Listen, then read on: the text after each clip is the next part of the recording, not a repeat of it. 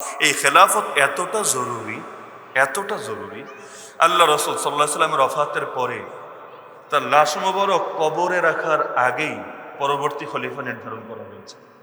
এমনকি শারহ আকাইদ, আকীদার কিতাব, ফতোয়ার কিতাব শারহুল আকাইদ, যেটা কওমি মাদ্রাসায় পড়ানো হয়, এটা না পড়ে কেউ মাওলানা হয় না। এখানে পর্যন্ত লেখা আছে নাসবুল ইমামি ওয়াজিবুন, খলিফা নির্ধারণ করা মুসলমানদের জন্য আবশ্যকীয় বিধান। মানে মন চাইলে করব, না মন চাইলে করবো এমন না, আবশ্যকীয় বিধান। কেন? ইসলামের অনেক বিধান এমন যেটা সম্পর্ক ডাইরেক্ট শাসকের সাথে, ব্যক্তির এখানে কিচ্ছু করার থাকে না।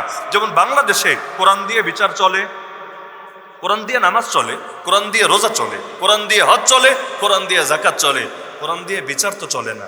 আমার মনে করেন কোর্টে যাওয়া লাগলো যে কোনো কারণে, জমি জমার ইস্যু হোক, পারিবারিক ইস্যু হোক, অন্য যে কোনো ইস্যু হোক, আমি চাই আমি আল্লাহর গোলাম, আল্লাহর বান্দার, আল্লাহ বলেছেন ইসলামে পুরোপুরি ঢোকো, আংশিক না, উদখুলু ফিস সিলমি কাফা, বান্দা ইসলামে পুরোপুরি ঢোকো। তা আমি চাচ্ছি মসজিদে আসলেও যেমন ইসলামে পুরোপুরি ঢুকি, মাদ্রাসায় আসলেও যেমন পুরোপুরি ঢুকি, কোর্টের মধ্যেও পুরোপুরি ঢুকবো। লা ইলাহা ইল্লাল্লাহ, এক আল্লাহ ছাড়া অন্য কোনো বিধানকে চূড়ান্ত মনে করব না। আল্লাহর বিধানই আমার জন্য চূড়ান্ত।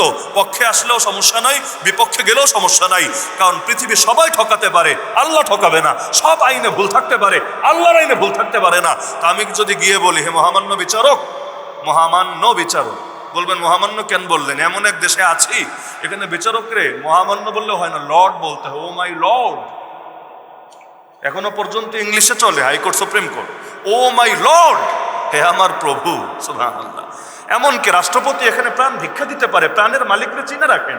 প্রাণের মালিকের নাম হলো, এখন যেমন ধরেন চুপ্পু সাহেব, উনি হলেন আপনার প্রাণের মালিক। যদি এমন হয় যে কোর্ট আপনাকে মৃত্যুদণ্ড দিয়েছে, জজ কোর্টও দিয়েছে, হাইকোর্টও বহাল, সুপ্রিম কোর্টও বহাল, আপনার জন্য লাস্ট একটা দরজা খোলা আছে, রাষ্ট্রপতির কাছে প্রাণ ভিক্ষা চাইবেন। ভিক্ষা, ওহে রাষ্ট্রপতি আমার প্রাণটা ভিক্ষা দাও না, তুমি প্রাণের মালিক, আমার হায়ারটা একটু বাড়ায় দাও না।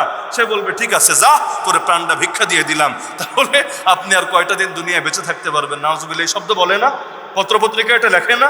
আচ্ছা, এই শব্দ আর নমরুদের শব্দে পার্থক্য কোথায় আমাকে বলেন? নমরুদ জেলখানা থেকে দুইজনকে ডেকে এনে একজনকে ছেড়ে দিল আর একজনকে মৃত্যুদণ্ড দিল। সে বলল, দেখ ইব্রাহিম, আমি জীবন দেই, আমি মরণ দেই, আমি জীবন দাতা, আমি মরণ দাতা। তো জেলখানার আসামিকে ছেড়ে দেওয়াকে প্রাণ ভিক্ষা দেওয়া বলে বা জীবন দেওয়া বলে। এটাকে মুসলমানের ভাষা না নমরুদের ভাষা? তো মুসলমানের দেশে নমরুদের ভাষা চলবে কেন? রাষ্ট্রপতি যদি বলেন মাফ করবে, ভাই তাও একটা শব্দ চলে যে মাফ করা, যদিও কথা আছে সবাই সবাইকে মাফ করতে পারে না। মাথায় রাখেন, সবাই সবাইকে মাফ করতে পারে না। যেমন ধর্ষণ একটা অপরাধ না? আরে জানেন না ধর্ষণ একটা অপরাধ না? ধর্ষণ যদি কেউ করে, তাকে যখন বিচার করা হবে, ধর্ষী তাও যদি তাকে মাফ করে মাফ পাবে না। বলবেন কেন? এটাকে বলে হাদ। হাদ, ইসলামের বিচার তিন রকম: হদ, কিসস, তাজির। তো মাদ্রাসায় যারা পড়েছেন জানেন, হদ বহু বচন হলো হুদুদ, কিসস, তাজির, তিন রকম। হদ যেটা, এটা আল্লাহর হক হয়ে যায়। কেউ চুরি করেছে, হাত কাটতেই হবে। চুরি করেছে, হাত কাটতেই হবে। ডাকাতি করেছে, নির্ধারিত সাজা দিতেই হবে। ধর্মত্যাগ করেছে, ব্যাস, তাকে মৃত্যুদণ্ডে দণ্ডিত করতেই হবে।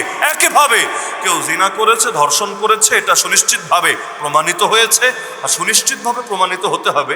ইসলামে প্রমাণ হওয়াটাও বেশ জটিল, আসলেই জটিল।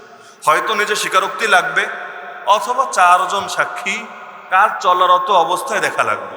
আওয়াজ শুনেছে, পরবর্তী সিসিটিভি ফুটেজ দেখেছে, এগুলোতে হবে না। একদম কাজ চলারত অবস্থায়, রাআইতুহু ওয়াতিআহা ফি ফারজিহা কাল মিলি ফিল মিখালা। তার মানে এমন অসভ্য, জিনা করেছে পাবলিককে দেখায় করেছে। কারণ কেউ যদি আড়ালে করতে চায়, চারজন দেখে কেন? কাজ চলারত অবস্থায় দেখে কেমনে? আর চারজন দেখার পর ওরে যদি সাজা না দেয়, এই সমাজ আর মানুষের সমাজ থাকবে না, জানোয়ারের সমাজে পরিণত হবে। তো ইসলামে অপরাধ প্রমাণিত হওয়া জটিল, আবার সাজাটাও জটিল। প্রমাণ যদি হয়ে যায়, তাহলে এই যে ধর্ষণের ক্ষেত্রে মাফ নাই, কোনোটা আল্লাহর হক হয়ে গেছে, এখন তাকে সাজা দিতেই হবে। তবে কিসাসের বেলায় মাফ আছে। কিসাস মানে কি? একজন আর একজনকে খুন করে ফেলেছে, তাকে এবার মৃত্যুদণ্ড দেওয়া হবে, প্রাণের বদলে প্রাণ। অথবা একজন আর একজনের অঙ্গহানি করেছে, কোন অঙ্গ কেটে দিয়েছে, তারও সেই অঙ্গ কাটা হবে। এটাকে কিসাস বলে, সমতার শাস্তি। এখানে ইসলাম তিন রকম কথা বলেছে। চাইলে সে বলতে পারে ঠিক আছে, ও আমার আত্মীয়রে মেরেছে, ওরেও মেরে দাও, সমান সমান। অথবা বলতে পারে ঠিক আছে, মরেছে তো মরেছে, এখন ওরে মারলেও তার সে ফেরত আসবে না, তাহলে তুমি রক্তের মূল্য দিয়ে দাও, দাম দিয়ে দাও, রক্তপণ বিনিময় দিয়ে দাও। এখন বিনিময় কত? বিনিময় হলো 100টা উট বা তার সমপরিমাণ মূল্য। দামটা কিন্তু কম না, 100টা উট বা তার সমপরিমাণ মূল্য। বলবো না কিডনি বেচলে বের হবে 100 উট। প্রতিটা উটের দাম গড়ে যদি 5 লাখ ধরি, তাহলে 100 উটের দাম কত? 5 কোটি না? এত বিশাল অ্যামাউন্ট, আর কিডনি বেচলে বের হবে? কিডনি তো সস্তা, অত দাম নাই।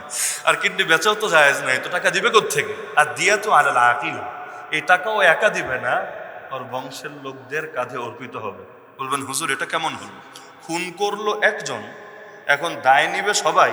যেমন খুন করলো, ধরেন গোপালগঞ্জ থেকে কেউ ঢাকায় এসে খুন করলো, এখন ওই এলাকার সব গোপালী যারা সেই বংশের আছে সবার কাছে চাপায়া দেওয়া হলো, তোরা সবাই মিলে 100 উটের দাম দিবি। হায় রে, বিশাল ব্যাপার।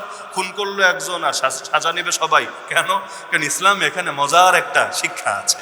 শিক্ষাটা হলো, বংশের লোকেরা যদি সচেতন হয়, আর যাই হোক খুনোখুনি হওয়ার কথা না। যখন খুনোখুনি হলো, এখন যদি সবার কাঁধে এই মূল্যটা চাপিয়ে দেওয়া হয়, আগামী অন্তত কয়েক যুগের মধ্যে ওই এলাকার লোকেরা খুন করা সাহস করবে না। কেন? যদি সামনে কোনো ঝগড়াও লাগে, ঝগড়া, সবাই গিয়া চট কোনো মায়েরা কানপট্টি গরম কইরা বলবে, বেটা ওই অতীতে অমুকের জন্য যে জরিমানা দেয়া লেগেছে ওই ঘানি টানতে টানতে আমাদের জান যায়, আর তুই আবার নতুন কইরা আইসোস আবার খুনোখুনি করতে। একেবারে মাইরা তোর সোজা করে দিব, খবরদার আর কখনো খুনোখুনি হবে না। এভাবে সবাই যদি সচেতন হয়, তাহলে কিন্তু অপরাধ প্রবণতা সমাজে থাকে না। অপরাধ বাড়ে কখন?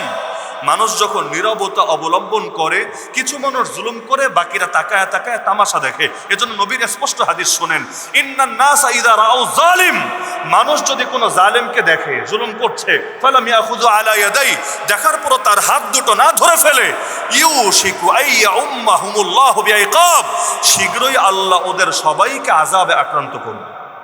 এই বাংলাদেশে 2013 সালে 5ই মে যখন জুলুম হলো, গোটা জাতি কেন তাদের হাত ধরে ফেললো না? ধরে যে ফেলে নাই, এর শাস্তি কি হয়েছে? গোটা জাতির উপরই আযাব এসেছে। শুধু হুজুরদের মাইর খাওয়া লাগে নাই, গোটা জাতিরই মাইর খাওয়া লেগেছে। দলের বাহিরে না, খালি দলের অনেক লোককেও আক্রোশের শিকার হয়ে জীবনটা তেজপাতা বানাতে হয়েছে। তো জালেমকে দেখলে থামিয়ে দিতে হবে, না হলে সবার উপর শাস্তি আসবে।